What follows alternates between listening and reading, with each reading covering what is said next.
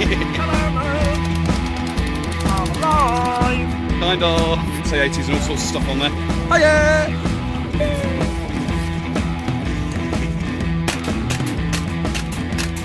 Full. Yes, I did catch it.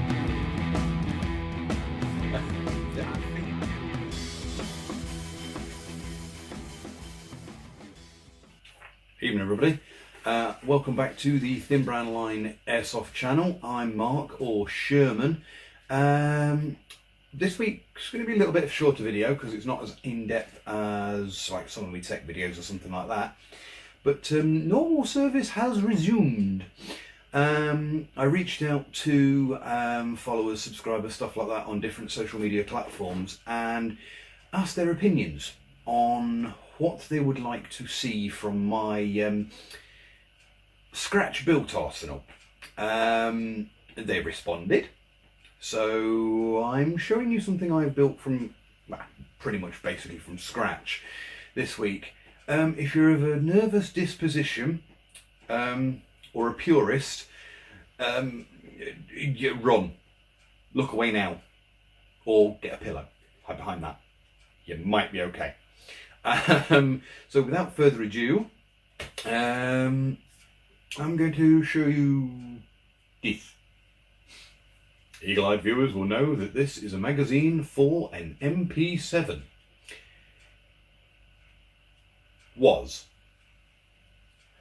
So, without any further ado, I'm going to show you this.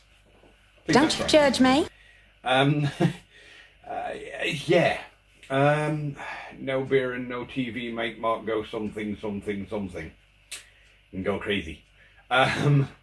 As you may well notice, it started life as a MP7, more specifically a Well R4 AEP MP7 replica. I got donated a 2/3 scale L85A1 from a friend of mine. One of the Springer jobs that it was broken, and he says, I'm sure you can find something to do with that. Hold my beer. So I had a play.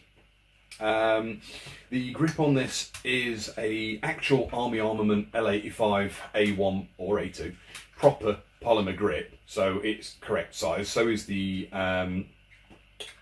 that thing, trigger guard. That trigger is red on purpose because it's what triggers people. Because there's two of them. That one does nothing. No bang switch. The bang switch, I haven't gotten round to figuring out a trigger bar to put that in there, so I've just left it like that, and I think it's actually more annoying to purists like that. Magazine still goes in as in normal place, obviously, and actually it does finish off the picture pretty well. It makes it look pretty funky. All of the original MP7 controls all still work, so the selector works there, the mag release, whoopsie, it was BB in that. The mag release below the trigger still works, and the only thing that doesn't work 100% correctly as it used to is the charging handle, so you can get into the hot unit, which is there. What you have to do is, it's got a L85 butt plate on it, but you have to extend the stock to do that, so you can get in there. That's the only thing that doesn't actually function as it used to. The iron sights are still functional correctly, and yeah, you've probably spotted the stupid scope that's on top of it. They actually line up really well with this stupid scope. I can say it's a stupid scope because there's nothing there. The finger goes all the way in, and it is just a cross in the end. But that lines up nicely with the MP5 post sight as well that's on the end. Oh, and of course it's got a laser. Blind. Yeah, it's got a laser as well. This has basically cost me nothing to build because the MP7 was gifted to me by a friend as well. People, yeah, they just gave me things and said, what can you make of this? I didn't disappoint. I actually unveiled this last time round at our local site, and the guy who gifted me the actual MP7 came over and was like, I like that, it's cool. Unfortunately, the guy who gifted me the other parts wasn't there. He couldn't make it, couldn't get a lift. But yeah, I've actually had some fun with it, and believe it or not, with the stock out, it's actually more comfortable than my proper MP7 to run with. I think it's probably because I've got the a front grip that doesn't move, a front grip that's meant to look like it's the trigger, but it doesn't move. And believe it or not, the cheap crappy scope that actually came free with it was a Breaker's Yard M200 sniper rifle, Galaxy M200 sniper rifle that came free on, which is a pile of pants, and the Springer, it cost me like a tenner for the entire sniper rifle. Which parts of that are going to appear in another video, which I will show you at a later date. But yes, so it's cost me nothing to build other than batteries and glue and stuff like that. The grip I had left over from another build, and the laser I bought for when I first started skirmishing. I did the silly noob mistake, bought myself an M4. That's not the mistake.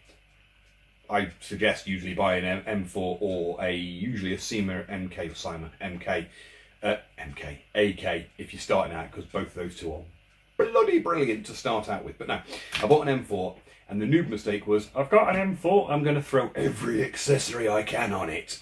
So I had 45-degree iron sights, I had an ACOG scope, I had a PQ box, I had quad rail system, I had a foregrip, I had a laser, I had a torch. Yeah, I had every conceivable attachment that you could think of, and the thing weighed enough to make Arnie feel pain. So yeah, that will also be appearing in a video in the coming weeks, although it no longer looks like what it looked like when I bought it. But we're not talking about that. Yes. The battery compartment is still accessible. Any of you who own the AEP MP7s will know there's a little button underneath. Yes, it's not completely sprayed. There's a little button underneath that you press in, and it's hard to do upside down. It's shitting BBs. And there's a little button you press in and pull out. Yeah, the barrel's a bit longer. It actually comes to that little indent there. It comes to that indent there, which means the barrel's about twice the length it used to be. So I get some bloody range on it, hence the Mickey takey of sticking a scope on it. Because when I first built it, I went, it's my DMR. And there we go. There we go. Yeah, because I went, it's my DMR. It does get some bloody good range on it. Fires at about 315 FPS. About 19 to 21 rounds per second, depending on how much juice is in the battery. Still takes the little 720 milliamp hour, 727.2 volt milliamp hour AEP battery.